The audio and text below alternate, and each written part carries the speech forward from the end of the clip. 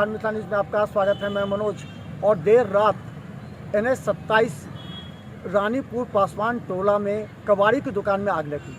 कहा जाता है कि आग सेकने के क्रम में ये आग लगी है, लेकिन भीषण आग को देखते हुए आसपास के पूरे इलाके में हड़कंप मच गया। बाद में तीन जिले की पुलिस आग पर काबू पाने में लगी। 6 फायर ब्रिगेड की गाड़ियों ने आकर आग पर काबू पाया।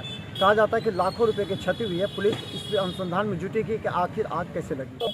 आग कैसे लगी है इसका तो अभी पता नहीं चल पाया है, लेकिन इतना भीषण आग लगा जैसे इस आग से कचरा फैक्ट्री यहाँ बीच बस्ती में लगा हुआ है, जिसमें आग लग गया। और ये आग इतना भयंकर लगा, इतना भयंकर, जो हमारे अगल बगल के 3 गांव का जो बस्ती है राख हो जाता। लेकिन यहाँ के लोग यहाँ के तत्परता से और प्रशासन की फायर ब्रिगेड की गाड़ी आकर ये इन्होंने आग पर काबू पाने के प्रयास कर रहे हैं। अभी तक 4-5 फायर ब्रिगेड की गाड़ी आई है, लेकिन बुझाने का प्रयास कर रहे हैं, फिर भी अभी तक कंट्रोल में नहीं हो पाया। लेकिन हम धन्यवाद देते हैं यहाँ के ग्रामीण के सभी नौजवान साथियों के, जिसके सहयोग के बल पर कचरा हटा कर आग को बचाने में कामयाब कर रहे हैं। अभी लोग प्रयास में जारी है।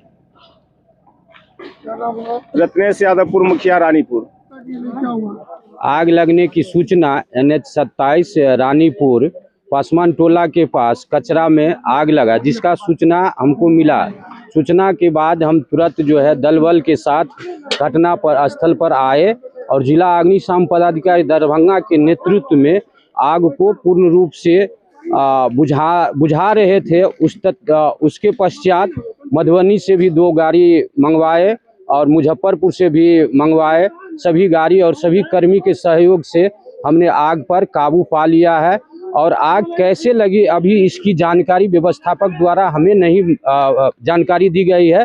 हम पूर्णतः आग को बुझा लेंगे, उसके बाद हम इसके बारे में जो है उनसे पूछेंगे कि आग कैसे लगा और हम अपने स्तर से भी इसको खोज करेंगे कि आग कैसे लगा। अनुमंडल अग्निशमन पदाधिकारी दरभंगा चंद्रकिशोर पासवान।